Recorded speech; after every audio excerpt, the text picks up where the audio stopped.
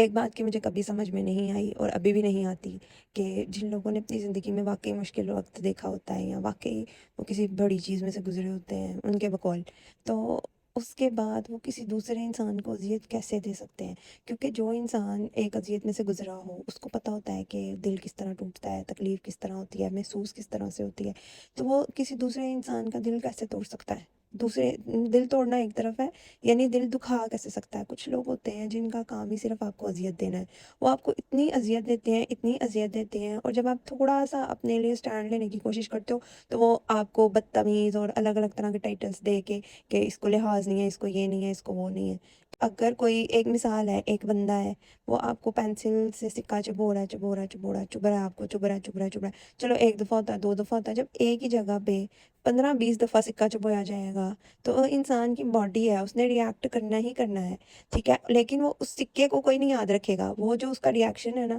وہ اس کو پکڑ کے تو اگلے انسان کے بارے میں پورا نیریٹو سیٹ کر دیتے ہیں۔ یہ زیادتی ہے، یہ غلط ہے، ایسے نہیں ہونا چاہیے، کسی کے ساتھ بھی نہیں ایسے ہونا چاہیے۔ اس میں یہ بات ہو سکتی ہے کہ دو طرح کے لوگ ہوتے ہیں، ایک وہ ہوتے ہیں جو اپنی تکلیف کے وقت بھی امپیتھ ہوتے ہیں، جن کا کہہ لیں اسپرچولی اللہ تعالیٰ کے ساتھ جن کا تعلق ہوتا ہے، وہ لوگ شاید اس چیز میں ڈرتے ہوں کہ جو تکلیف مجھے ہوئی ہے وہ کبھی کسی انسان کو نہ ہو، ٹھیک ہے؟ اور کچھ لوگ، دوسرا رویہ یہ ہوتا ہے کہ جو ہمارے میجورٹی یہاں پہ ہوتا ہے معاشرے میں، ہمارے خاص طور پہ سسرالی معاشرے میں یہ چیز بہت عام ہے کہ جو ساس ہے نا، وہ کہتی ہے جس چیز میں سے میں گزری ہوں نا، میری بہو بھی اسی چیز میں سے گزرے۔ جو چیزیں، چلو اس لیول پہ میری ساس نے اگر میرے ساتھ 50% کیا تھا نا، تو میں اس کے ساتھ کم از کم 20-30% تو کروں گی ہی کروں گی۔ میں اس کو ایسے ہی دے دوں، میں اس کو ایسے ہی ساری چیزیں دے دوں، ایسے ہی آرام سکون سے اس کو سارا کچھ مل جائے۔ یہ اتنی عجیب سی قسم کی مینٹالٹی ہے نا، جو سمجھ سے باہر ہے کہ لوگ اس طرح کیوں سوچتے ہیں، اس طرح ان کا دیکھنے کا نظریہ کیوں ہے۔ یعنی ایک انسان ہے، اگر آپ نے تکلیف جھیلی ہے، آپ کوشش کرو کہ آپ کی بہو آئے گی یا آپ کی مطلب آگے کسی کے بھی کوئی بھی بندہ آپ کے انڈر آئے گا تو آپ اس کے ساتھ زیادتیاں نہ کرو، بلکہ اس کو وہ تمام حقوق دو جس کی وجہ سے آپ نے اذیت اٹھائی ہے۔ لیکن نہیں، یہاں پہ ایسے نہیں ہوتا، وہ کہتے ہیں اتنے آرام سے دے دیں، ایسے ہی دے دیں۔ یہ اوپر سے یہ رشتہ اتنا کمپلیکیٹڈ ہے، اتنا کمپلیکیٹڈ ہے ہمارے اس ایشین کلچر میں کہ نہ بیچ میں شوہر بھی پستا ہے، بیوی بھی پستی ہے، خود بھی یہ سکون میں نہیں ہے، یا یہ ساری چیزیں کر کے آپ خود امن اور سکون میں آ رہے ہو نا، پھر بھی سمجھ میں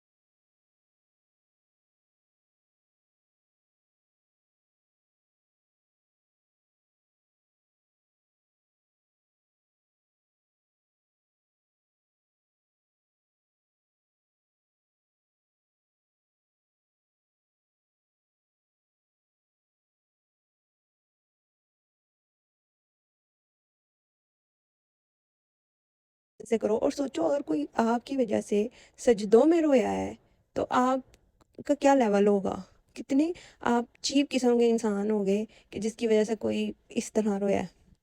اس لیے اپنے آپ کو جتنا بہتر کر سکیں کرنا چاہیے، آپ کو اپنے بارے میں سوچنا چاہیے اور کوشش کرنی چاہیے کہ آپ کی وجہ سے تو کم از کم کسی کو اذیت نہ ہو، آپ کے شر سے لوگ محفوظ رہیں، انسانیت محفوظ رہے اور جانور بھی، ہر چیز محفوظ رہے آپ کے شر سے۔ اتنی سی دعا تو ہم کر ہی سکتے ہیں کہ اللہ تعالیٰ بس